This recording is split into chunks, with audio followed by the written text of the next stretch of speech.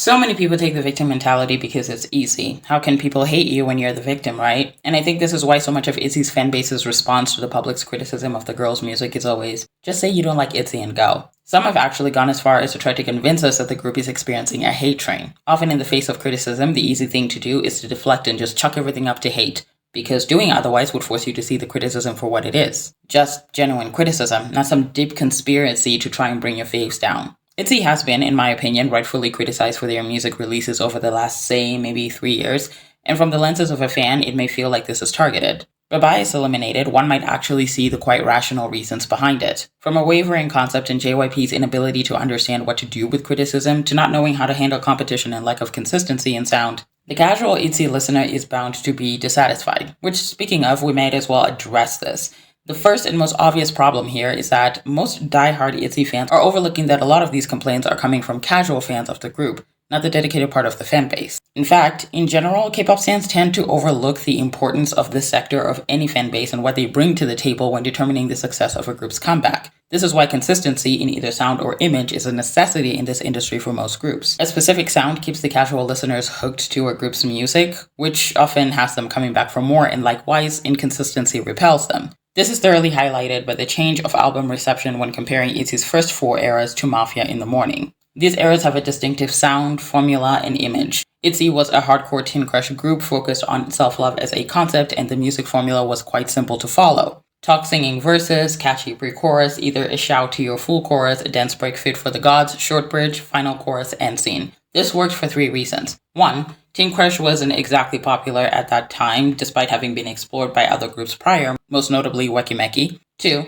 The sound and concept fit them like a glove. Their voices, stage presence, and specifically the group's stronghold, their dance skills. The image was perfect for them, as the self-love concept was strongly appreciated by the Western audience at that time. And lastly, itzy had virtually no generational competition. To be more specific, with the Korean audience and in album sales. Internationally, there were other groups raking in YouTube views and Spotify streams close to them in numbers, sure, but those groups were few and far between. So for the casual K-pop fans who were either looking for something different or just entering the K-pop scene after 2018 like me, it was easy to be directed to itzy. From personal experience, I found out about Everglow on accident, while itzy, I learned they were going to be a thing literally before their debut. Being the only big 3 4th generation girl group at that time, it was easy for JYP to pick any sound they felt was right for the group without worrying about being overshadowed. As good as j-idol was, they weren't the giant that they are right now, so when you think about it, JYP probably assumed that they didn't have much to concern themselves with. As they usually do, they never played the long game. Why would they? They never did it with Twice anyway. Twice's success made them overconfident and had them believing that it was due to them doing something right, when in reality it was just luck and status. Of course, they would assume that the same thing would happen for itzy. It is clear that JYP intended on repeating that same formula until itzy's disbandment, but by April 2021, itzy sounded, well, weird.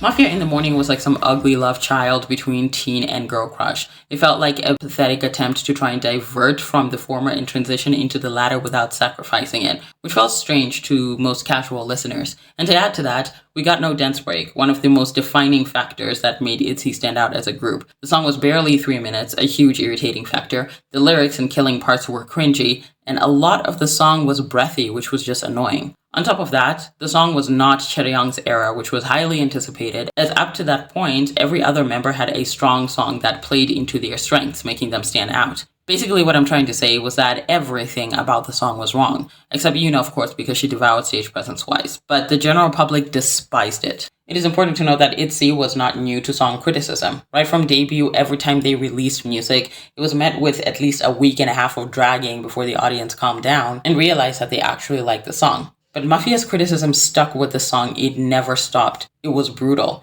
Everything the audience loved about itzy and that made them stand out from the music casual fans had grown accustomed to at that time, JYP had taken it all away in one song. For those who initially loved the song, again, like me, were over it in a couple of weeks and were practically begging itzy to never do this again. What was more frustrating for their actual stance was that the same people who complained during Not Shy era that itzy was recycling their sound, therefore risking boredom, were now screaming that this change was actually a disaster and itzy should not repeat it.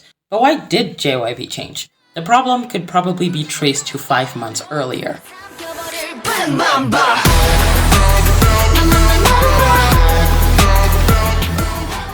Just like that beat drop, Black Mamba felt like a fucking seismic wave. Whether it was just a criticism of so-called plagiarism or the never-ending compliments on the group, everyone and their mother was talking about aespa. Up to that point, visually striking music videos were mainly associated with Blackpink. But here was aespa delivering that during debut. Their main visuals quite literally resembled video game or AI characters, which to the Korean audience blew itzy's visuals out of the water. And their vocalists sounded like this.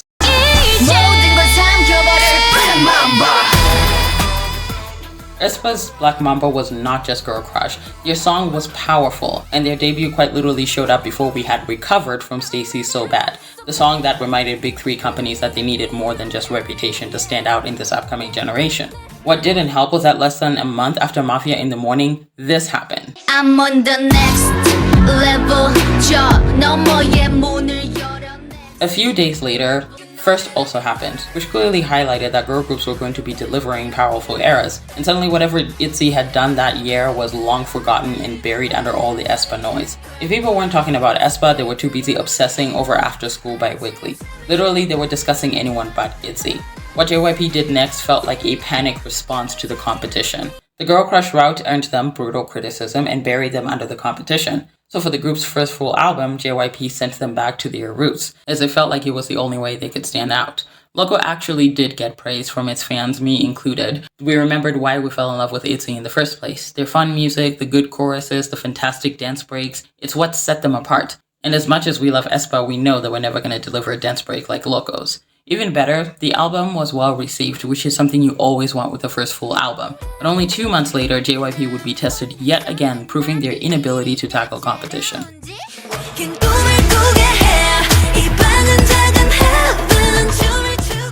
Having a highly anticipated debut is one thing, but to deliver beyond people's expectations despite how high they were is a completely different story, and 11 did the latter so well. Not only that, it shattered itzy's record for the most music show wins for a debut song by a girl group. But more importantly, the song proved to be a turning point music-wise for girl groups especially. K-pop music was just not going to be the same anymore. The Royal Elegant concept is what made IVE intrigue both old and new fans. Seeing as interests and taste for concepts had shifted amongst casual international fans, and the persistent demand on an elegant or royal girl crush concept for itzy, JYP responded with what is still being considered the worst marketing decision they have ever made for itzy to this very day. That highlighted JYP's second problem, the inability to know what to do with criticism and their need to please everyone, which is basically mission impossible. You can't do it. International stans wanted a concept change that would help Chaeryeong stand out, since she's never had an era to call her own. But domestic fans love the itzy that they fell in love with during their rookie years, also known as Funzy. So in order to have their cake and eat it too, they decided that misleading international fans for clout was the wisest course of action. When the promotional photos for the comeback were released, fans thought that this had been it. itzy was finally going to give us the royal concept that we had been craving for years. But when the title track came out, it sounded like this.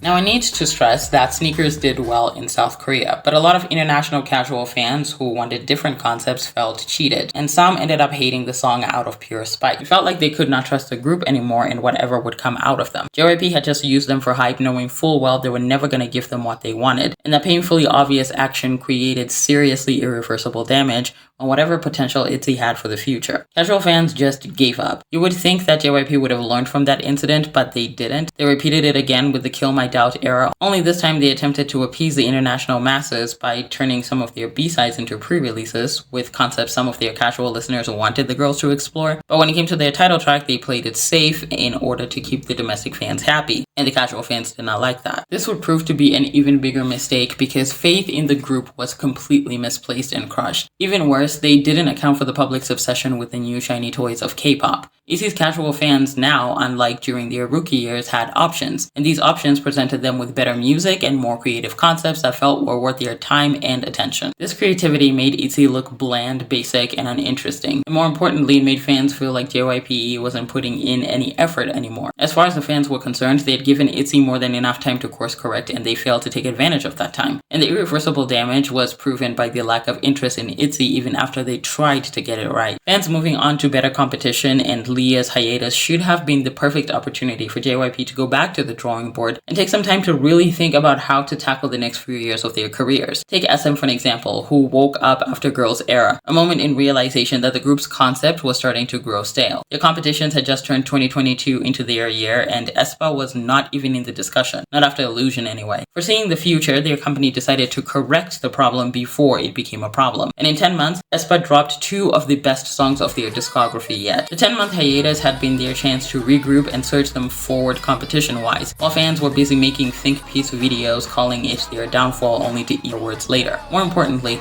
the refresher from their main concept in 2023 made us miss it, which I believe directly affected the success of Supernova. They starved us from the 괟ᴟ concept until we ended up craving it. Genius marketing strategy. JYP needed to take advantage of Leah's hiatus to do the same for itzy, observe their competition and plot how they were going to take them on, while forcing K-pop to miss them. Itzy is a big 3 group. They have the advantage of vanishing without becoming forgotten, unlike Everglow, and this hiatus would have been a turn around for them. Bringing back Untouchable with no pre-releases and including Leah would have been a market hit after a hiatus. This goes to show that opportunities to be proactive are presented to JYP, they simply do not utilize them because they've never had to market a damn thing in their existence. And this shows in the way their biggest girl group went from being considered a powerhouse in South Korea to their inability to chart being the only consistent thing about them nowadays. And it's only a matter of time before itzy befalls the same fate. An often painted picture by itzy's fandom is that the music is not the problem, just the competition. But from everything I've highlighted so far, the competition is only half of the problem. But let's use our brains for a second here. If the competition wasn't the problem, why would we be listening to them then? Wouldn't that be because the music is better? When casual listeners collectively stop paying attention to music, start falling in love with a different style in music, or don't feel excited over your releases anymore, your music is the problem. For those who bring up the argument that itzy did return to their roots and still got criticized, that's because in the grand scheme of things, their image wasn't the problem. It was the mediocre music that came with it. There have been so many complaints as to itzy's voices not sounding good for their current songs that they're made to sing, to the writing being cringy, the raps not suiting the flow in their music, and their structure being annoying to follow. Fans simply didn't like Sneakers, Boys Like You, and Cake. Their concept roots may have returned, but the quality in music did not. It weakened, and that is valid criticism. As a fandom, you cannot collectively cry that your faves deserve to be at the top, and when the casual listening public say the quality in the music is not good enough for that, you peg them as a problem. That's not how this works. If they say that it's the music, it's the music. After all, you claim that you'd still like itzy's music because taste is subjective. So who are you to decide that the music isn't a problem for the casual listener? No one should be crucified for thinking that Sneakers is not comparable to Dalla Dalla or Wannabe. It also matters to factor the complaints that those who don't like itzy's releases, quote-unquote, just don't listen to itzy's B-side. Well, first of all,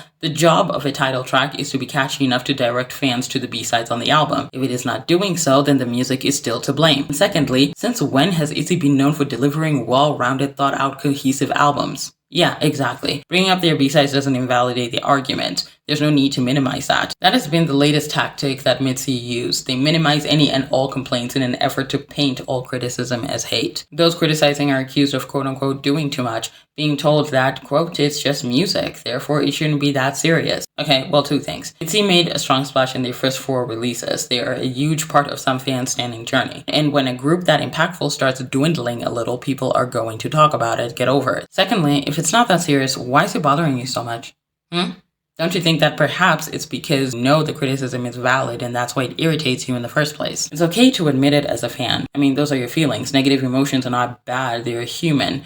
I can acknowledge that. But guilt-tripping people into silence while pretending that it's quote-unquote not that serious to you only warrants more of that criticism that you're trying so hard to avoid. Sometimes criticism increases because you, as a fan base, try to deny other fans' rights to express their reality. Lying that itzy is facing a hate train or guilt-tripping people into not expressing their opinions because itzy quote-unquote feels uneasy during album releases only irritates critics even more. Fans are not to blame for itzy's anxiety when it comes to releasing music. People will criticize your work and it will never feel good in the moment. That's life. Deal with it. But their company is largely to blame for that anxiety, especially when it comes to failing to strategize which criticism to attend to and which to ignore. JYP's failures, however, are not to say that itzy is doomed and that they will never be good enough again. But the company does have a lot of work to do in order to gain the trust of the casual listeners that they lost a couple of years ago, or to create a brand new audience for the girl group. JYP needs to step up their marketing game, which has never been good to begin with, but that's beside the point. point. For one, they need to stop using panic response and reactionary marketing as part of itzy's future releases. It's not sustainable. Just following a trend in such an obvious manner is perceived as weakness that no one wants to see from a so-called big three company. They ought to be leaders in entertainment like their motto suggests, by picking which battles they are willing to fight and which audiences they are willing to please, and which they are willing to do without. They need to pick music that suits the group's voice as well, and that is catchy enough for the current musical climate. They also need to be consistent in their discography and quit being lazy and have some damn creativity when it comes to their storyline. And for the love of everything good in K-pop, they need to change the center and the face of the group. Get with the times, JYP. Yuna is where it's at nowadays. If they implement these strategies, itzy still has hope. But until then, they will just rely on their dedicated fan base, which I guess is doing reasonable numbers for them at the moment, but I believe for a group as talented as they are, they deserve to make their mark in this generation, just like aespa, IVE, and others have been doing. For a group with that much talent, that much star power, and big three privilege, doing reasonable numbers shouldn't be their goal.